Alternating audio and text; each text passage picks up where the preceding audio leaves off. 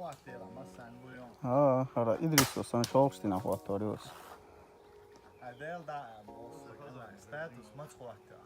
Ha?